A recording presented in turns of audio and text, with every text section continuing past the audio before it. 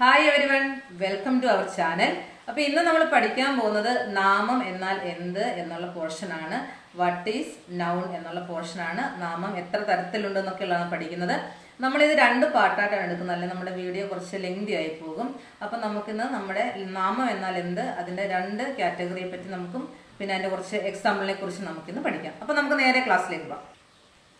അപ്പം നമുക്ക് നൗൺ എന്നാൽ എന്ത് എന്നുള്ള നൗണിൻ്റെ ഡെഫിനിഷൻ നമുക്ക് നോക്കാം. Name of a persons, places or things are called nouns. ഏതെങ്കിലും ഒരു വ്യക്തിയുടെയോ ഒരു സ്ഥലത്തിന്റെയോ ഒരു വസ്തുവിന്റെയോ പേരായ ശബ്ദത്തിനെ നാമം എന്ന് പറയുന്നു. അല്ലെങ്കിൽ നമുക്ക് കുറച്ചുകൂടി ഈസി ആയിട്ട് പറഞ്ഞാല് ഒന്നിന്റെ പേരായ ശബ്ദത്തിനെ നാമം എന്ന് പറയുന്നു. അപ്പൊ നമുക്ക് അതിനോട് എക്സാമ്പിൾ നോക്കാം. ടീച്ചർ, അതൊരു വ്യക്തിയെ കുറിച്ചാണ് പറയുന്നത്. പ്ലേസസ് എന്ന് പറയുമ്പോൾ സ്കൂൾ എന്ന് പറയുന്നത് ഒരു പ്ലേസ് ആണ്, അല്ലെ? തിങ്സ് എന്ന് പറഞ്ഞാൽ ഏതെങ്കിലും വസ്തുവാണ് ഉദ്ദേശിക്കുന്നത്. പെൻസിൽ എന്ന് പറയുന്നത് ഒരു വസ്തുവാണ്. അപ്പം name of a persons, places or things are called noun. Okay, അപ്പൊ നമ്മള് നൗണിനെ പ്രധാനമായും 7 തരത്തിലാണ് നമ്മൾ ക്ലാസിഫൈ ചെയ്തിരിക്കുന്നത്. നമുക്കിന്ന് ആദ്യത്തെ എന്താണെന്ന് നോക്കാം. First one, common noun. നമ്മൾ ഈ പേരിൽ നിന്ന് തന്നെ നമുക്ക് ഈസി ആയിട്ട് പഠിച്ചെടുക്കാം. കോമൺ എന്ന് പറഞ്ഞാൽ പൊതുവായത്. അത് തന്നെയാണ് നമ്മൾ ഡെഫിനിഷനിലും പഠിക്കുന്നത്. General name of persons, places or things. പൊതുവായ പേര്, വ്യക്തിയുടെയോ സ്ഥലത്തിന്റെയോ ഒരു വസ്തുവിന്റെയോ പൊതുവായ പേരിനെ കോമൺ നൗൺ എന്ന് പറയാം. എക്സാമ്പിൾ നോക്കിയാലോ. ടീച്ചർ. കണ്ടോ, ടീച്ചർ എന്ന് പറയുമ്പോൾ തന്നെ നോക്കാം, എല്ലാ അധ്യാപകരും ഈ ടീച്ചർ എന്ന് പറയുന്ന കാറ്റഗറിയിൽ ഉൾപ്പെടും. ഇപ്പൊ അടുത്ത് നോക്കിയേ, സിറ്റി എന്ന് പറയുമ്പോൾ എല്ലാ സിറ്റികളും അതിൽ ഉൾപ്പെടും. ഇപ്പൊ നമ്മൾ നോക്കിയേ, ടെലിവിഷൻ എന്ന് പറയുമ്പോൾ എത്രയോ കമ്പനികളിലെ ടെലിവിഷൻസ് ഉണ്ട്, പക്ഷെ എല്ലാം ഈ ഒരൊറ്റ കാറ്റഗറിയിലാണ് ഉൾപ്പെടുന്നത്. അതുകൊണ്ടാണ് നമ്മൾ general name of persons, places or things എന്ന് പറയുന്നത് കോമൺ നൗൺ. ആദ്യത്തേത് കോമൺ നൗൺ ആണ്. അതായത് നമ്മൾ ഒരു വ്യക്തിയുടെയോ വസ്തുവിന്റെയോ സ്ഥലത്തിന്റെയോ പൊതുവായിട്ട് പറയുന്ന പേരാണ് കോമൺ നൗൺ. അപ്പൊ നമ്മള് ടൈപ്സ് ഓഫ് നൗണിൽ ആദ്യം പഠിച്ചത് കോമൺ നൗൺ ആണ്. രണ്ടാമത് പഠിക്കുന്നത് പ്രോപ്പർ നൗൺ ആണ്. നമുക്ക് ഡെഫിനിഷൻ നോക്കാം.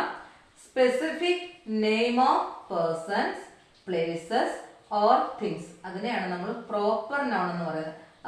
നമ്മൾ ആ വേർഡ് നോക്കിയത് തന്നെ, പ്രോപ്പർ എന്ന് പറഞ്ഞാൽ ശരിയായത് എന്നർത്ഥം. അതായത് സ്പെസിഫിക് നെയിം, ഒരു വ്യക്തിയുടെയോ സ്ഥലത്തിന്റെയോ ഒരു വസ്തുവിന്റെയോ ശരിയായ പേരിനെയാണ് നമ്മൾ പ്രോപ്പർ നൗൺ എന്ന് പറയുന്നത്. എക്സാമ്പിൾ നോക്കൂ. ഇവിടെ ഒരു വ്യക്തി എന്നാണ് പറയുന്നത്. അപ്പം ആ വ്യക്തിയുടെ ഒരു ശരിയായ പേര് റാണി. അപ്പം റാണി എന്ന് പറയുന്ന ഒരു വ്യക്തിയുടെ ശരിയായ പേരാണ്.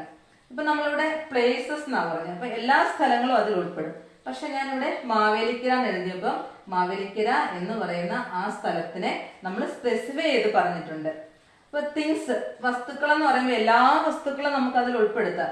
പക്ഷെ പെൻസിൽ എന്ന് പറയുമ്പോഴോ ഒരു പ്രത്യേക വസ്തുവിനെയാണ് നമ്മൾ അവിടെ കാണിക്കുന്നത്. അപ്പൊ പ്രോപ്പർ നൗൺ എന്ന് പറഞ്ഞാൽ specific name of persons, places or things. അതായത് ഒരു വ്യക്തിയുടെയോ സ്ഥലത്തിന്റെയോ ഒരു വസ്തുവിന്റെയോ ശരിയായ പേരിനെയാണ് പ്രോപ്പർ നൗൺ എന്ന് പറയുന്നത്.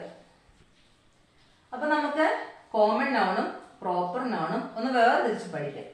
ഇവിടെ ഞാൻ ഫസ്റ്റ് കൊടുത്തിരിക്കുന്നത് സ്കൂൾ എന്നാണ്. സ്കൂൾ എന്ന് പറയുമ്പോൾ എല്ലാ സ്കൂളും നമുക്കതിൽ ഉൾപ്പെടുത്താം. പക്ഷെ പ്രോപ്പർ നൗൺ ഒന്ന് നോക്കിക്കേ, ഞാനിവിടെ കൊടുത്തിരിക്കുന്നത് ഹോളി ഏഞ്ചൽ സ്കൂൾ.